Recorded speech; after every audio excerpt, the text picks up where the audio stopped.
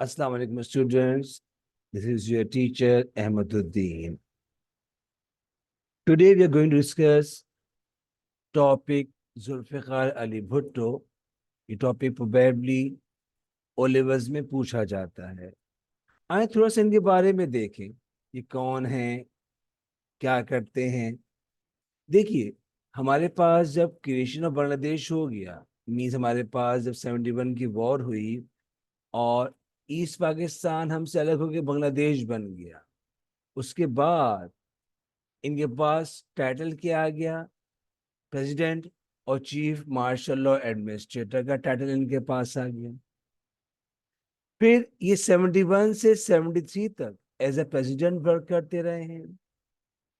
73 से 77 तक ही work as a prime minister of Pakistan.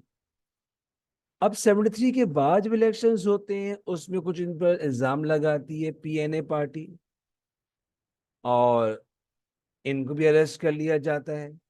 Arrest करने वाले कौन होंगे? ज़ियाउल हक, जो जिस नाम से अरेस्ट करेंगे उसका नाम होगा ऑपरेशन फेयर प्ले। बहरहाल इनको बाद में रिलीज किया जाता है, दोबारा अरेस्ट कर लिया जाता है। उनके ऊपर सेठ अहमद कसूरी के फादर के मर्डर करवाने का केस चलता है। ही फाउंड गिल्टी और इनको जो हैंग कर दिया जाता है। आए देखिए, जब ये प्रेसिडेंट बने हैं, इन्होंने क्या क्या काम किए। इमीडिएट स्टेप्स, फर्स्ट बात हो रही है आर्मी की। इन्होंने एक हम्मुदुर रहमान कमीशन बनाया, ये चेक करने के लिए कि भाई जो ईस्ट पाकिस्तान अलग हुए उसकी वजह कौन है। तो उन्होंने टोटली ब्लेम जो है वो डाल दिया पाकिस्तान आर्मी पर। और उसके बाद 29 सीनियर ऑफिसर्स, उसके साथ साथ इन्होंने एयर मार्शल रहीम खान और जनरल गुल खान को उनकी सीट से हटा दिया। उनके किसको लेकर आए? उनकी जनरल तिका खान को उन्होंने चीफ ऑफ आर्मी स्टाफ बना दिया। ये साथ साथ एफएसएफ बनाई, फेडरल सिक्योरिटी फोर्स। पर्पस क्या है इसका? कि जो असिस्ट करेगी पुलिस को। के साथ साथ इन्होंने अगला काम क्या करना है, जो हमारे 90,000 प्रिजनर्स ऑफ वॉर कहाँ फंसे हुए हैं, वो हमारे पास इंडिया में अरेस्ट हैं। 71 की वॉर के बाद जो मैं 90,000 सोल्जर्स थे जिन्होंने हथियार डाल दिए थे, उनको अरेस्ट कर लिया था। तो ये मिलने जा रहे हैं Indian prime minister miss Indira Gandhi से। और वहां जाने के बाद फाइनलाइजेशन क्या होता है कि भाई इंडिया ये सोल्जर्स छोड़ देगा, लेकिन कश्मीर की प्रॉब्लम को हम इटसेल्फ सॉल्व करेंगे, कि और कंट्री या कोई और नेशन बीच में नहीं आएगी। इससे फायदा क्या हुआ? जुवाली भुट्टो साहब की पॉपुलैरिटी पाकिस्तान में इंक्रीज हो रही है। लोग देख रहे हैं कि यार ये इस काबिल है कि he could change the climate of the countries. जो एक सिनारी बना हुआ था वॉर का, वो खत्म कर सकता है। Improve Pakistan image. इसके साथ साथ रिड्यूस डिपेंडेंस ऑफ मिलिट्री। क्या मिलिट्री की इतनी जरूरत नहीं है, हम डायलॉग के जरिए से भी प्रॉब्लम सॉल्व कर सकते हैं।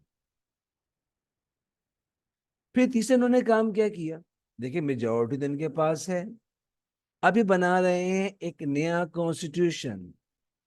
भाई देखिए, पहले हमारे पास का बना था 56 में, नेक्स्ट का बना था 62 में, जो याया खान साहब ने खत्म कर दिया था। अब 73 में न्यू कॉन्स्टिट्यूशन बना रहे हैं।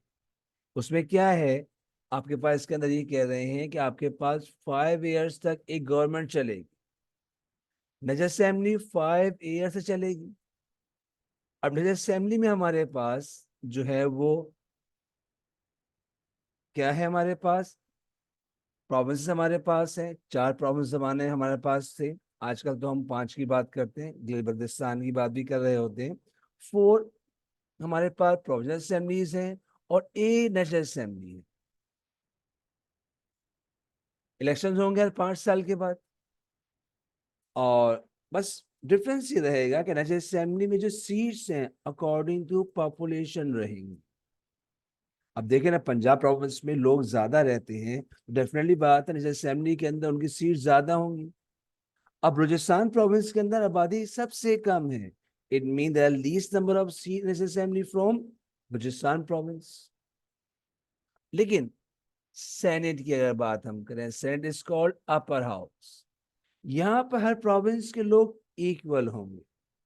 फायदा क्या होगा कि जो भी लॉ पास होगा जैसे असेंबली से, वो पास होने के लिए आएगा सेनेट।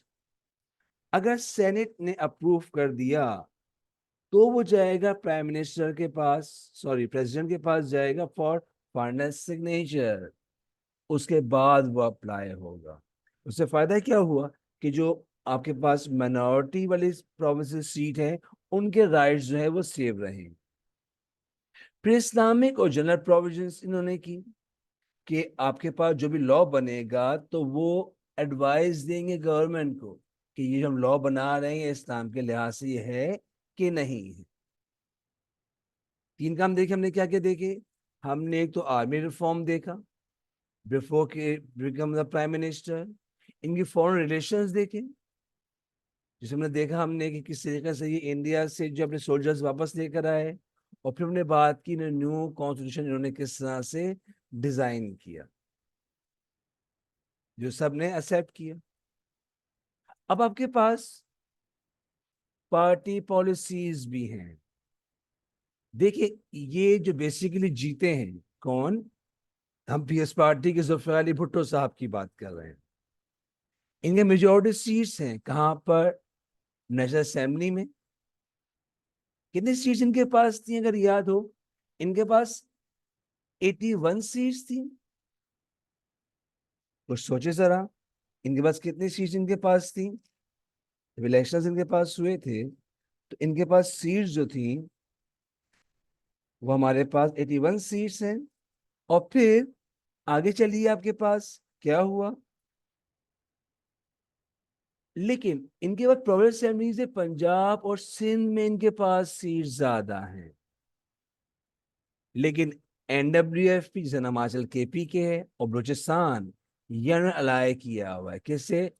जेयूआई से और एनएपी पार्टी से। लेकिन बाद में यही चीजें खत्म हो जाएंगी, कोलिशन खत्म हो जाएगी और बलूचिस्तान के अंदर ऑपरेशन शुरू हो जाएगा। वजह उसकी ये रही कि वो जो जेयूआई पार्टी और नेशनल अवामी पार्टी जो थी, ये इन्होंने वादा किया था प्रोविजनल ऑटोनॉमी की, वो तो उनको दी नहीं जा रही। वो हट गए साथ इनके। कुछ इलाकों में ऑपरेशन शुरू कर दिया गया। अब कौंसिल बनाने के बाद जुल्फिकार अली भुट्टो साहब बन जाते हैं प्राइम मिनिस्टर ऑफ पाकिस्तान। अब देखिए, जो भी हम काम करेंगे, जो भी रिफॉर्म हम लेकर आएंगे, उसमें बेनिफिट्स भी होंगे, उसके फेलियर्स भी होंगे। अच्छा देखिए, इनके रिफॉर्म कौन सा है? हमने इंडस्ट्रियल रिफॉर्म्स की बात की। अगर याद हो तो हमारे पास जो इंडस्ट्रीज का मेन जो रिसोर्सेज हैं, मेन जो पैसा लगा हुआ है, वो हमारे पास किनका लगा हुआ है? लैंडलॉर्ड्स का लगा हुआ है। उन्हीं की इंडस्ट्रीज हैं, उन्हीं की फैक्ट्रीज हैं। और मुल्क के अंदर इन्फ्लेशन रेट बहुत हाई है। ये चाह रहे हैं इसको कम कर। तो इन्होंने जो बड़ी इंडस्ट्रीज हैं, sugar mill, oil industry, textile industry, fertilizer industries, इन सब को इन्होंने क्या किया? नेशनलाइज कर लिया। मुल्क गवर्नमेंट की हो गई है। और गवर्नमेंट की इंडस्ट्रीज हो गई हैं। तो अब होगा क्या कि जो मेन पैसा आएगा वो किसके पास आएगा? गवर्नमेंट के पास आएगा। ये काम क्यों किया? कि लिविंग स्टैंडर्ड वर्कर्स का हाई हो। सारा पैसा जो लैंडलॉर्ड्स हैं या जो फैक्ट्री ओनर्स हैं, उनकी जेब में ना आ जाए, कुछ और लोगों को भी मिले, पब्लिक को भी मिले। उससे क्या हुआ? इनकी पॉपुलैरिटी इंक्रीज हुई अर्बन एरियाज में। देखो कितना अच्छा आदमी है, हमारा ख्याल रख रहा है। नुकसान क्या हुआ? प्राइवेट सेक्टर अब खौफजदा हो रहा है, is not investing amount in it. और कुछ अर्से के बाद ये इंडस्ट्रियल ग्रोथ स्लो डाउन, कम हो गई। अब कम होने की वजह क्या रही? देखिए, जो फैक्ट्री ऑनर बैठा हुआ था ना, उसने मैनेजमेंट स्टाफ वो रखा था जिसको नो होती हाउ टू डू वर्क, लेकिन इन्होंने उनको हटाकर गवर्नमेंट के मुलाजिम रख दिए, सिविल सर्वेंट्स रख दिए। अब उन्हें काम करना आता है? वह भी नहीं आता। Insufficient bureaucracy could not manage huge job of coordinating across the country. Bureaucrats इस काम को संभाल ही नहीं सके।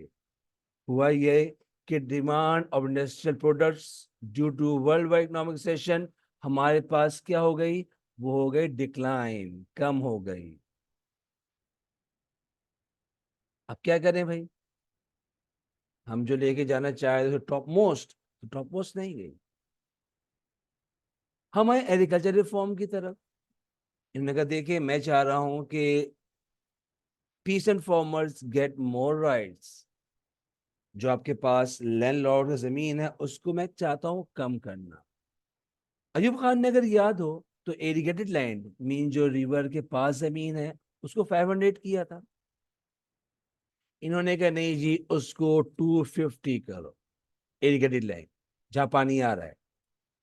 और जो जमीन दूर है यानी कि हमको खुद इरिगेट करना पड़ता है, उन्होंने उसे रखी थी 1000। इन्होंने कहा नहीं भाई 500 रखो।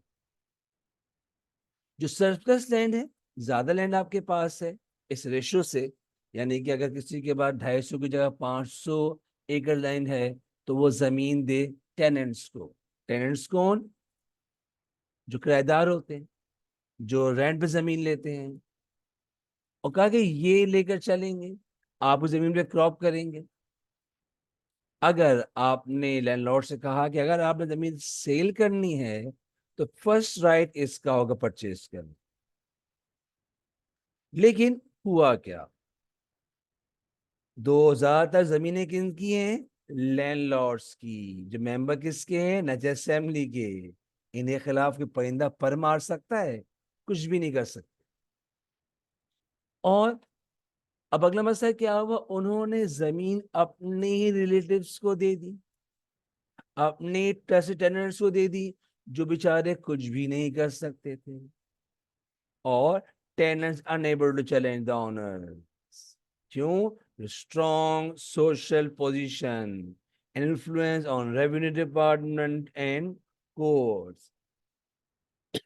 एग्रीकल्चर रिफॉर्म किसी हद तक कामयाब नहीं रहा। फिर एजुकेशन की तरफ ही आए। एजुकेशन को देखें,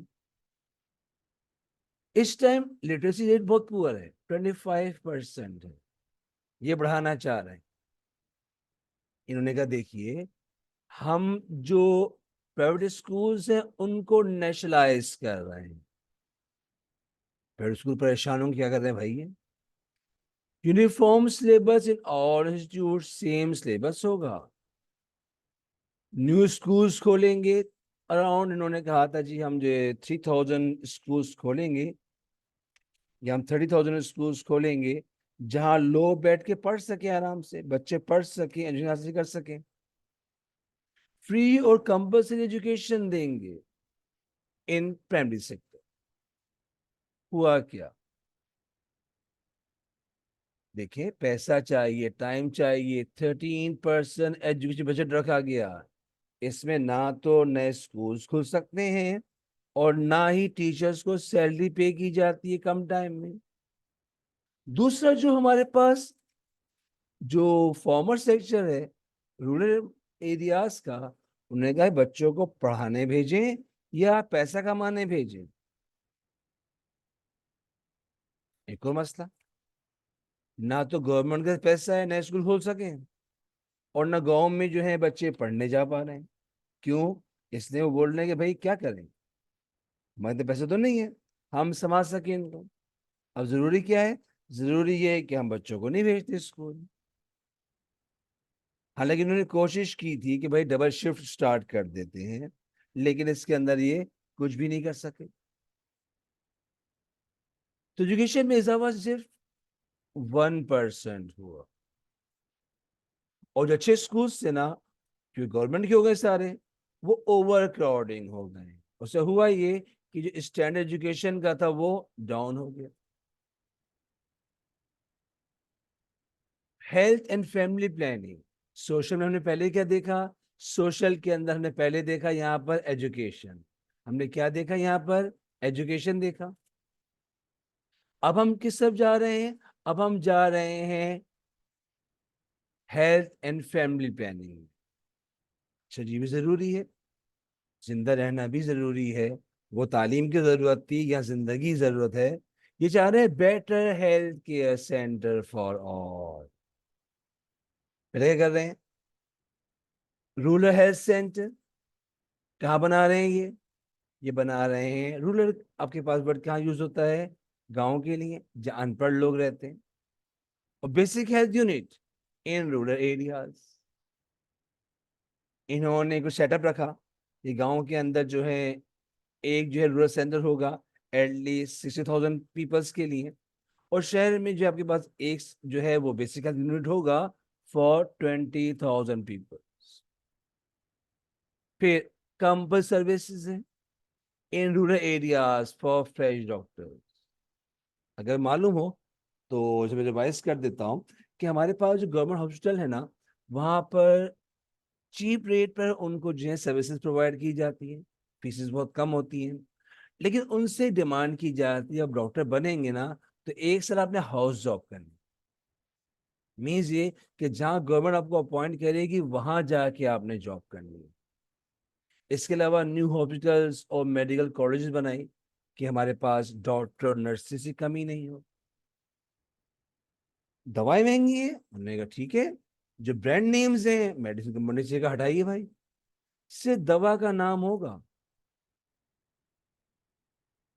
और आप काम नहीं करेंगे। फायदा क्या हुआ? मेडिकल जो सिस्टम में अच्छा हुआ। लेकिन जब सिस्टम रखा गया कि एक साल वहां जॉब करनी है तो बेशुमार डॉक्टर नर्सेज ने पाकिस्तान छोड़ दिया। और फार्मास्यूटिकल कंपनीज थी जो यहाँ बेसिकली कमाने के लिए आई थी, नहीं हमको तो फायदा कुछ भी नहीं मिल रहा। They closed down their business and went back to other countries or went back to their own country. हमने क्या क्या देखा? हमने तो बात की हेल्थ रिफॉर्म की, जहाँ रूरल हेल्थ सेंटर खोला, बेसिक हेल्थ सेंटर खोला। इसके अलावा उन्होंने जो है वो ब्रांड नेम्स बंद कर दिए दवाओं के। फायदा क्या हुआ? दवाएं सस्ती हो गई, इलाज माल जा सस्ता हो गया।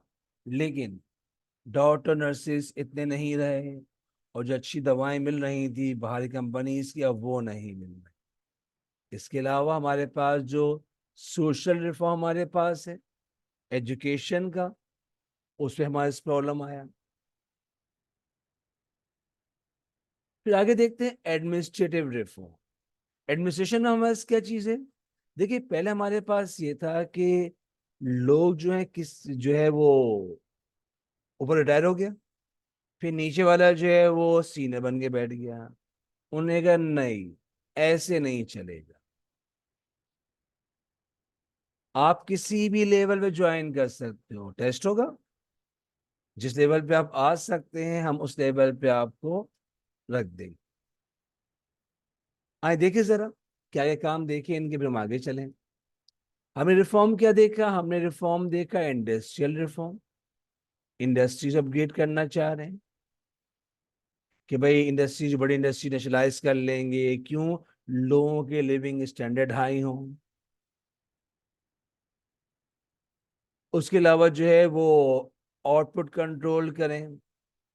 फायदा ये हुआ, ये तो पॉपुलर हो गए, लेकिन जो आपके पास प्राइवेट सेक्टर था वो शेकन हो, इंडस्ट्रियल ग्रोथ वो कम हो गई। क्यों? सिविल सर्वेंट्स बिठा दिए थे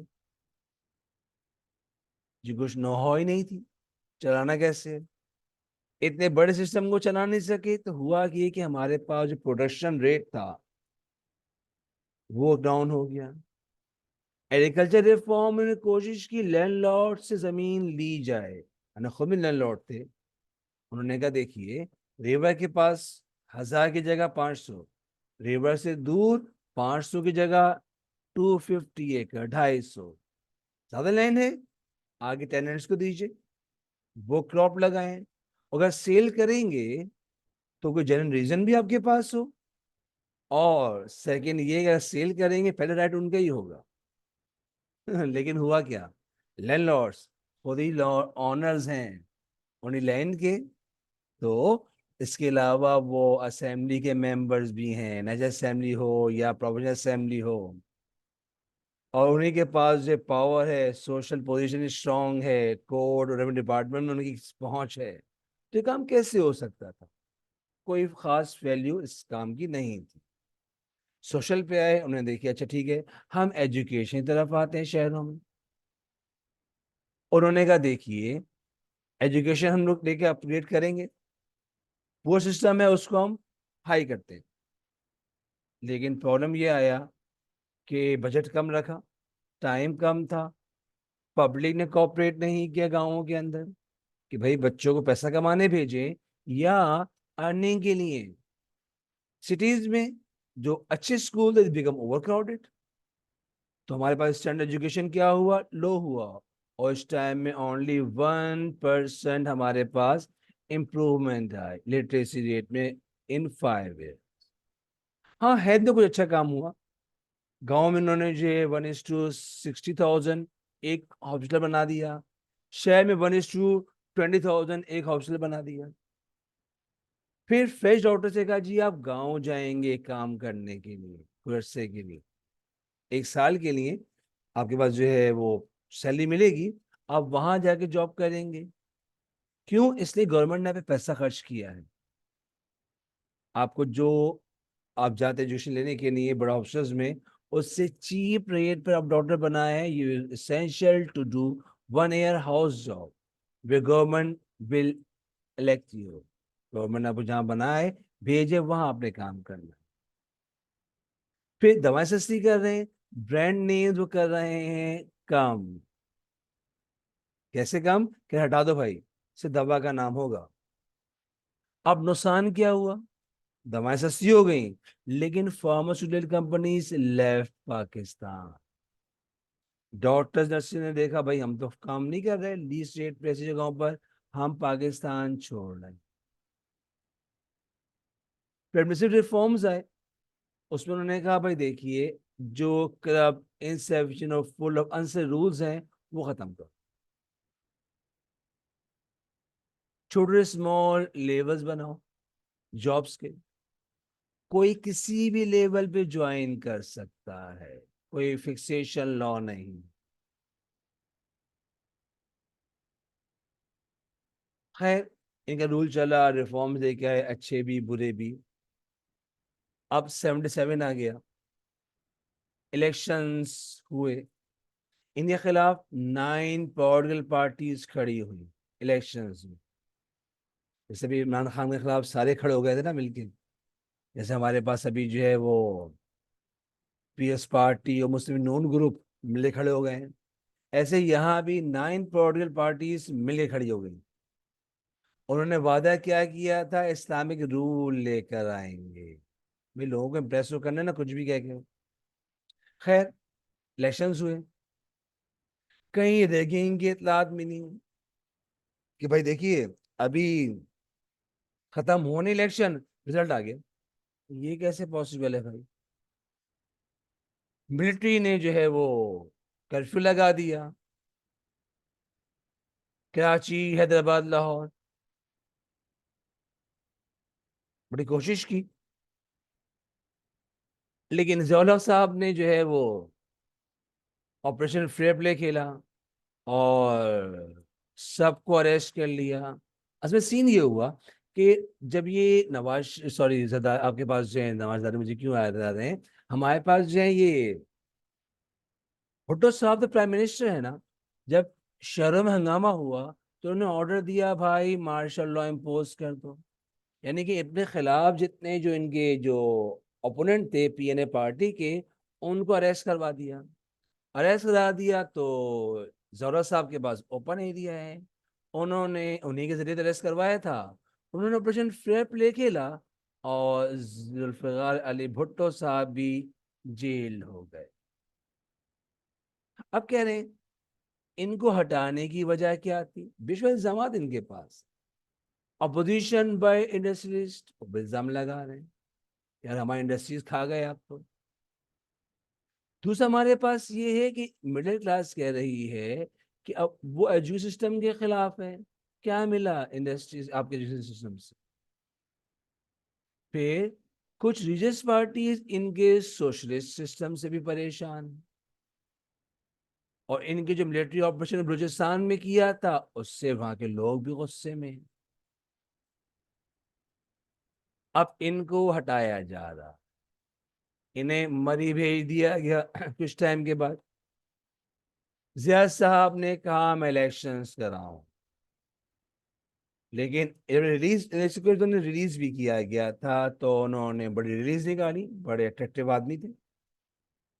तो सर साहब ने क्या किया, reopen old murder case against वाली भुट्टो, नवा अहमद खान, जो शेख अहमद कसूरी के जो फादर थे, उसमें जो है दोबारा अरेस्ट कर लिया गया। और ही फाउंड गिल्टी, जिस एफएसएफ के बंदे ने मारा था उसने कहा yes I kill him, and Bhutto साहब मेड मी ऑर्डर। तो इनको जो है पहले हाई कोर्ट ने सजा सुनाई, फिर सुप्रीम कोर्ट सजा सुनाई, इसके बाद ही वॉज हैंग। तो बस जो पॉइंट्स देखिए, एग्जीक्यूशन किस तरीके से हुई, इनको हटाया किस तरह से गया, इनके रिफॉर्म्स क्या क्या थे ये हमने देखे, ये आए किस तरह से थे। आज थोड़ा सा इनका जरा आने का देखते हैं, ये आए कैसे। एक सवाल हमारे पास आया हुआ है, देखें, व्हाई डिड भुट्टो साहब केम टू पावर इन 71। देखिए हमारे पास क्या हुआ, 71 में हमारी आर्मी तो डिफीट हो गई थी इंडिया से,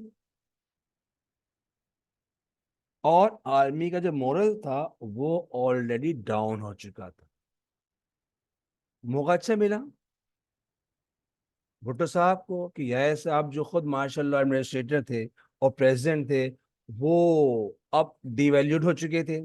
उन्होंने क्या किया, उन्होंने अब जो है वो रिजाइन दे दिया। अब रिजाइन देने के बाद तो नेक्स्ट अपॉर्चुनिटी किनके पास है, भुट्टो साहब के पास है। दूसरा, अब हमारे पास जो है वो बांग्लादेश तो बन गया, आर्मी रिया खान ब्लेम रही। सेकंड, अब लोग ना इनके लॉ को पसंद भी नहीं कर रहे। भाई हमारे पास इससे पहले कौन बैठा हुआ था, अयूब खान साहब बैठे हुए थे, 58 69, 69 से 71 ये बैठे हुए हैं, डिक्टेटरशिप लगाए हुए, जो कह रहे हैं वो लॉ बन रहा है। लोग कह रहे हैं नहीं, हमें चाहिए अपना डेमोक्रेटिक सिस्टम, हमें ये चीज नहीं चाहिए। अब डेमोक्रेसी की बात कर रहे हैं, तो भुट्टो साहब का नारा क्या था, स्लोगन क्या था, फूड क्लोथिंग एंड शेल्टर, रोटी कपड़ा मकान। लोग अपील हुए, लोगों ने कहा यार बड़ी अच्छी बात कर रहा है, तो लोग इनकी तरफ आए। हमारे पास बेशक सवाल आते हैं, इन्होंने नेशनलाइजेशन की पॉलिसी क्यों बनाई। असल में ये नेशनलाइजेशन की पॉलिसी जो हमारे पास है बेसिकली रशियन पॉलिसी है। वो कह रहे हैं कि हमारे पास जो महंगाई बढ़ गई है वो खत्म होगी, क्योंकि वो खुद इंस्पायर्ड थे नेशनलिज्म से, सोशलिज्म से इंस्पायर्ड थे, जो हमारे पास कहाँ चल रहा है, जो हमारे पास चल रहा है रशिया के अंदर। उन्होंने कहा देखिए हमारे पास, मैं चाह रहा हूँ पूरी प्राइवेट इंडस्ट्रीज को जो है वो नेशनलाइज कर दो। उससे फायदा क्या होगा, जो वहां के लोग हैं, वहां के वर्कर्स हैं, उनको आसानी होगी रहने में, उनको ज्यादा राइट्स मिलेंगे। तो वो ये चाह रहे हैं। फिर इससे हुआ ये कि फायदे के फायदा भी नुकसान भी है। वो क्या चाह रहे हैं, हम उसकी बात कर रहे हैं। कह रहे हैं प्रॉफिट मिलेंगे उससे, पब्लिक सर्विसेज हेल्थ एजुकेशन को हम जो है वो प्लस कर सकेंगे, बना सकेंगे, बढ़ा सकेंगे। वो चाह रहे हैं इकोनॉमिक ग्रोथ को अपग्रेड करना। देखिए नेसेसरी पॉलिसी हमारे पास क्या क्या है दोबारा देख लें। एक हमारे पास क्या है, हम बात कर रहे हैं इकोनॉमिक रिफॉर्म्स की। क्यों, इसलिए कि इंडस्ट्रीज को ले जाने, मतलब हमारे पास क्या है कि हम चाह रहे हैं कि अपने इंडस्ट्री से प्रमोट कैसे करें। जी नहीं, हम यहाँ चाह रहे हैं कि हमारे पास जो पब्लिक है उनको राइट्स कैसे मिले। जब हम सोशलिज्म का वर्ड यूज करते हैं, इसका मेन मकसद ये होता है कि तमाम पावर्स किसके पास आएंगी, गवर्नमेंट के पास आएंगी, और वो पब्लिक को, कंट्री को डेवलप करेगा। वो एक इंडिविजुअल ग्रुप, एक इंडिविजुअल लैंडलॉर्ड ग्रुप को प्रमोट नहीं करेगा। दूसरा केस क्या है? He wanted to promote economic growth and bring inflation down from a high level of 25%। ये कम तो ले आए, और कम लाने में इन्होंने इसको जो है 6% तक ले आए थे। और वो क्या चाह रहे हैं? Inadequate resulting from Ayub industrial reform. कुछ लोगों को मिल रहा है बेनिफिट, बेनिफिट सबको क्यों नहीं मिलना, सबको मिलना चाहिए। वो यहाँ ही बात लेकर आ रहे हैं। लेकिन फेल क्यों हुए?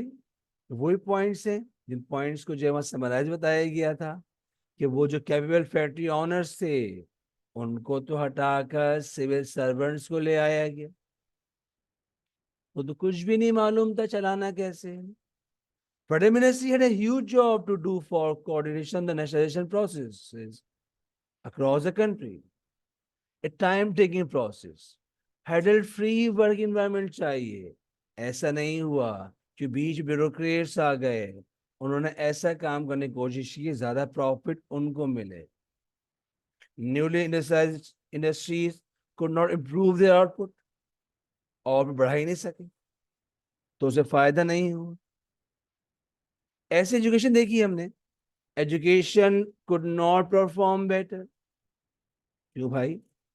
एक तो बस पैसा ही नहीं है, और जो स्टैंडर्ड है वो ओवरबर्डन हो गया। क्यों? ट्रेन स्टाफ ही इतना नहीं है। भाई देखो, बंदा पहले प्लान करता है, ट्रेन स्टाफ रखता है, आपके पास जगहों को जो है वो अलॉट करता है, एडमिनिस्ट्रेटिव स्टाफ रखता है। ना टीचिंग स्टाफ है, ना एडमिनिस्ट्रेटिव स्टाफ है, ना स्कूल्स खोले हैं, और थोड़ा सा बजट आपने रखा एजुकेशन का। इससे होगा क्या? ना बुक्स आ सकती है, ना स्टेशनरी आएगी, ना सैलरी पे की जा सकेगी। तो इस सारे चक्कर में 5 साल में खाली 1% इजाफा हो सकता। गांव के लोगों ने इंटरेस्ट ही नहीं लिया इस सिस्टम में। क्यों? पॉवर्टी की हालत वहां पर है। वो कह रहे हैं बच्चे हमारे साथ फॉर्म पर जाते हैं तो केयर ऑफ समथिंग, पैसा कमाने के लिए, तो उनको हम कैसे स्कूल्स भेज दें? ठीक है, एजुकेशन फ्री है, और फिर बाहर निकले करेंगे क्या? वो भी क्लैरिफाई नहीं है। फिर कह रहे हैं कि भुट्टो साहब को अरेस्ट क्यों किया गया? एक तो उनका जो सेटअप था गवर्नमेंट का नेशनलाइजेशन का, तो लैंडलॉर्ड्स खिलाफ हो गए। प्राइवेट स्कूल्स की वजह से स्कूल इंस्टीट्यूट्स ने खिलाफ हो चुके, वो भी उनको नहीं मान रहे। फिर कंबाइंड ऑपोजिशन जो पीएनए पार्टी थी अजहर खान साहब की, उनके खिलाफ इन्होंने जब रिगिंग की है, वो भी स्ट्रांग थे भाई, उन्होंने तो ऐसी की तैसी कर दी इनको। ये क्या तरीका है? तो उन्होंने कहा अच्छा ठीक है, जहां जहां पर इश्यूज है वहां री इलेक्शंस करा लेते हैं, जैसे आज भी चल रहा है। उन्होंने कहा नो और यस, ठीक है करा लेते हैं। लेकिन उससे पहले ही मुल्क में उन्होंने लगवा दिया मार्शल लॉ। जब मार्शल लगा दिया, अपने ओपोनेंट को अरेस्ट कर लिया, तो जिया का ठीक है, रोक दो इलेक्शंस को, 90 डेज के बाद दोबारा करवा देंगे। अब दोबारा जब ये इनको जेल से निकाला, इन्होंने फिर रिलीज की शुरू कर दी भुट्टो साहब ने। जाने का नहीं भाई, अगर ये अब जीत गया तो शायद मैं ना जीत सकूं, तो इन्होंने ओल्ड मर्डर केस को रिओपन किया। किसका murder case? Murder of Nawab Ahmad Khan, father of Ahmad Raza Kasuri, जो खुद पीएस पार्टी का लीडर था, लेकिन भुट्टो साहब सेलेक्ट हुआ था लाहौर हाई कोर्ट ने, और फिर सुप्रीम कोर्ट ने कहा नहीं जी, इनको हैंग कर दिया जाए, और इनको हैंग कर दिया गया। इसी तरह वो पॉइंट्स हैं दोबारा से, जो हमें देखा था, हमें देखा था कॉन्स्टिट्यूशनल रिफॉर्म्स को भुट्टो साहब के, जहाँ सीट हमारे अपने असेंबली की 200 हैं, लोअर हाउस असेंबली है, अपर हाउस सेनेट है, अपर हाउस में इक्वल सीट्स हर प्रोविंस की, राज्य असेंबली में अकॉर्डिंग पॉपुलेशन है। कोई लॉ चेंज करना हो 75% मेजोरिटी चाहिए। एफएसएफ बना दी, मेन पावर रख दी। इंडस्ट्रियल रिफॉर्म की बातें की तो 74 में सारी इंडस्ट्री रिफॉर्म जो है, बड़ी industries cotton, sugar cane, vegetable oil, rice को नेशनलाइज कर लिया। लेकिन inflation just reduce 6% in 76। Education 25% है, चाहते हैं 50% अटेंड क्लासेस। फ्री एजुकेशन दी नर्सरी लेवल को। बजट कम रखा, स्कूल्स खुल नहीं सके, ट्रेनिंग स्टाफ मिला नहीं, 1% इजाफा हो। हेल्थ रिफॉर्म इन्होंने खोले। गांवों में रूरल हेल्थ सेंटर 60,000 हर के लिए हर सेंटर, और शहर में हर 20,000 के लिए एक सेंटर। फिर कहा जॉब वहां करना 1 साल, जब आपको बोले। मेडिसिन सस्ती करने के लिए कहा कि भाई अपना जो ये नाम है ना, जैसे आजकल कपड़े मिल रहे होते हैं हमारे पास, ये ब्रांडेड कपड़े, ब्रांड नेम हटा दो, दवा बेचो खाली। विश्वा इंडस्ट्रीज, उन्होंने इंडस्ट्रीज बंद की, डॉक्टर ने जॉब छोड़ी, बाहर चले गए। वो चाह रहे सिविल सर्विसेज को अपग्रेड करना। कह रहे भाई स्मॉल नंबर ऑफ ट्रेड खोलिए, लोग किसी लेवल पे भी जो है ज्वाइन कर लें। तो क्या कामयाब रहा? कॉन्स्टिट्यूशन कामयाब रहा, आज भी चल रहा है। 1973 का कॉन्स्टिट्यूशन, कुछ अमेंडमेंट्स उसमें आ गई हैं, लेकिन यही ज्यादा कामयाब है। उम्मीद लेक्चर आपको पसंद आया होगा। कोई और इश्यू हो, कोई टैग आपके पास हो, मैं नंबर यहाँ लिखा हुआ है, देख लीजिए, 0321 3733 466। कोई इश्यू आए सॉल्व, हाँ, टॉपिक तो हमने डिस्कस नहीं किया, जुल्फिकार अली भुट्टो साहब टॉपिक के अंदर, you may contact me at my WhatsApp number. अपना ख्याल रखिए, टेक केयर, अल्लाह हाफिज।